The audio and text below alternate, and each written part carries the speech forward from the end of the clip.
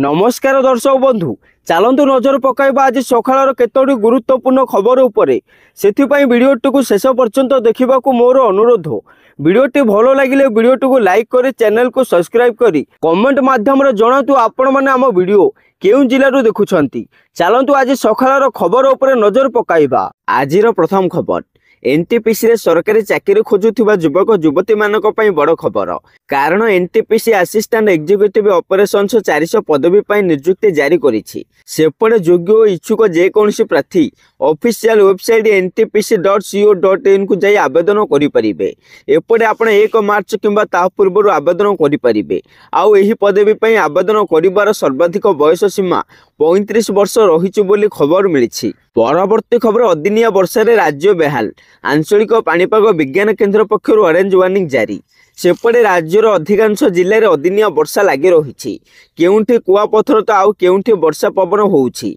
विशेषकर उत्तर उपकूल और आभ्यंतरीण ओडिशा रे 2 दिन है तुहाकु तुहा वर्षा हेबारु व्यापक फसल नष्ट सहित केतेक स्थान रे गछ भांगी पड़िछि। तेणु आज 24 घंटा रे मयूरभंज केन्दुझर बालेश्वर और भद्रक रे बिजुली घड़घड़ी सह प्रबल वर्षा सांग को घंटा प्रति 40 रु 50 किमी बेगरे पवन हेबार आशंका थिबार ऑरेंज वार्निंग जारी होईछि। एहा व्यतीत सुंदरगढ़ झारसुगुड़ा संबलपुर देवगढ़ बौद्ध अनुगुल ढेंकानाल नयागढ़ खोर्धा पुरी केन्द्रापड़ा कटक जगतसिंहपुर जाजपुर जिले में हालुका वर्षा सहित घंटा प्रति 30 रु 40 किमी बेगरे पवन हेबाकु थिबारु येलो वार्निंग जारी करा जाईछि। परवर्ती खबर गाड़ी चालकों पर खुशी खबर। कारण एक सांबादिक सम्मेलन को संबोधित कर पेट्रोलियम मंत्री कहते जे अमेरिका रे ट्रंप कहते से अंतर्जातीय तैल मूल्य को कम करने को चाहते। तेणु हरदीप सिंह पुरी कहते जे एथिपाई मते लगुच बजार में अधिक तैल एवं गैस आसब एवं आशा रही जे एथिर मूल्य कमिब। परवर्ती खबर मांडिया मद तैयारी करेंगे सरकार। सेपटे मांडिया चाष को प्रोत्साहन देवा लगी सरकार मांडिया मद तैयारी करने को योजना करिसेंती। जेउ कंपनी एथिपाई आग्रह प्रकाश करिवो ताहाको सब्सिडी जोगाई दियाजिवो बोली सरकार कहिसेंती। सेपटे 2025-26 अबकारी नीति को नहीं अबकारी मंत्री पृथ्वीराज हरिचंदन अध्यक्षतार बसीथिबा बैठक में एपरी निष्पत्ति होइथिबा जणा पड़िछि। परवर्ती खबर दरमा न पाई मूल्य लागिबाको छुट्टी मागिथिले शिक्षक। खबर प्रसारण पर मिलिला दरमा। सेपटे 3 मास है दरमा मिलू नथिबारु जणे सरकारी शिक्षक मूल्य नागिबाकु जीवे बोली प्रधान शिक्षकों छुट्टी दरखास्त देवा घटना राज्यव्यापी चर्चार विषय होइथिला। एही खबर प्रसारण पर संपृक्त शिक्षकों को दरमा मिलिथिबा जणा पड़िछि। तेबे ए घटनाटी बलांगीर जिला पुईतला ब्लॉक अंतर्गत बांधन बाहाल सरकारी प्राथमिक विद्यालय आसीछि बोली खबर मिलिछि। परवर्ती खबर गण बलात्कार पर महिला निर्मम हत्या। हाँ आज्ञा अनुगुल जिला पाहालहडा थाना सिगड़ पंचायत अंतर्गत नंदिनीपाली ग्राम में घटी एक विभत्स और अमानवीय घटना पाशविकतार समस्त सीमा सरहद टपी जाइछि। एक नवनिर्मित अंगनवाड़ी केन्द्र भितर जड़े महिला क्षत विक्षत सह महिला गुप्तांगरे गभीर क्षत रही। मृतदेह गर्भाशय और अंतनली बाहरी पड़ी। एपरी मृतदेह ठाब होईछि। मृतक नंदिनीपाली ग्राम रंभा बयस 32 बोली जना पड़ी। परवर्ती खबर पुणी चीन रु आसिला बड़ विपद फेरिला नुआ कोरोना भाइरस। सेपटे बादुड़ी ठारे ठाब होईछि नुआ भाइरस HKU5 कोविड-2। चीन रो बैट ओमान भावे जनाशुना भाइरोलोजिस्ट सी झेंकेली बादुड़ी देहरे नुआ भाइरस ठाब करिसंती। सेपटे पूर्व महामारी रो कारण साजिथिबा सार्स कोविड-2 भाइरस सहित यार सामंजस्य रहिछि बोली खबर मिलिछि। परवर्ती खबर 80 लाख रु ऊर्ध्व व्हाट्सएप यूजर को झटका अकाउंट बैन। हाँ आज्ञा मासक भारतर 84 लाख अकाउंट बंद करिछि व्हाट्सएप। जालियाती एवं सन्देहजनक कार्यकलाप आधार में यही कार्यानुष्ठान निया मेसेजिंग प्लाटफर्म पक्षर कहुଯାଇଛି। सेपटे स्माम भ्रमात्मक सूचना प्रसारण एवं बेआईन कार्यकलाप व्हाट्सएप बहुल व्यवहार कर बेले यार मुकाबला मूल कंपनी मेटा पक्षर यह पदक्षेप नि खबर मिली। परवर्ती खबर जातीय शिक्षानीति प्रस्तुति। विभिन्न स्कूल बुली स्थिति समीक्षा कले गणशिक्षा मंत्री। सेपटे NEP कार्यकारी नहीं गणशिक्षा विभाग प्रस्तुति जोरसोर में चली।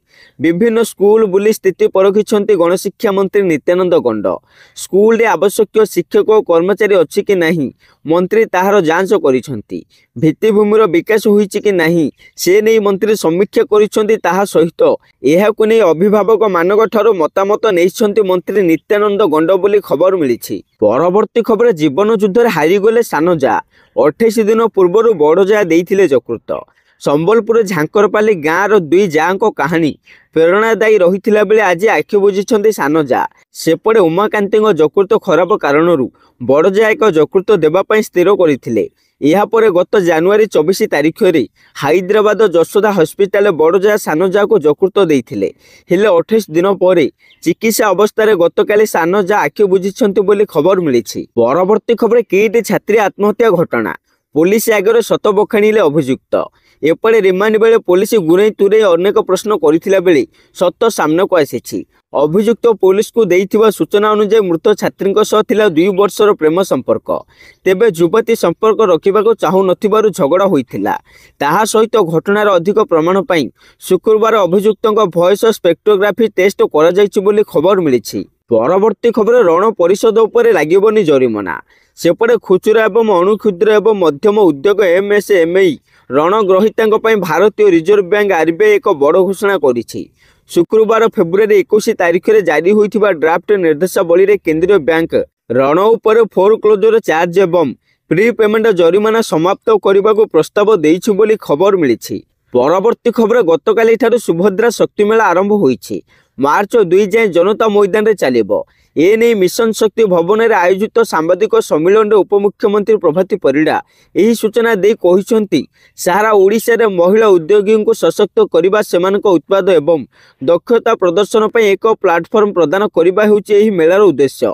ताहा सह एही कार्यक्रम में स्वयं सहायक गोष्ठी एसएचजी एवं उत्पादक गोष्ठी पीजी द्वारा 300 रु अधिक स्टल खोलाजिबो बोली खबर मिली। परवर्ती खबर प्रधानमंत्री मोदी प्रमुख सचिव हेले शक्तिकांत दास। हाँ आज्ञा पूर्वतन reserve bank RBI governor Shaktikanta Das प्रधानमंत्री नरेंद्र मोदी प्रमुख सचिव भाव नियुक्ति पाइछन्ति। एने केंद्र कैबिनेट अपॉइंटमेंट कमिटी पक्षर मंजूरी मिली। परवर्ती खबर केंद्रीय सरकारी कर्मचारी खुशी खबर कारण नुआ आर्थिक वर्षर प्रथम दिन अर्थात 1 April unified pension scheme UPS योजना केंद्रीय कर्मचारी एक विकल्प भाव प्रदान करा जायछि। तेबे गत वर्ष लॉन्च करा जायथिबा एही योजना 1 एप्रिल 2025 रु लागू हेबो।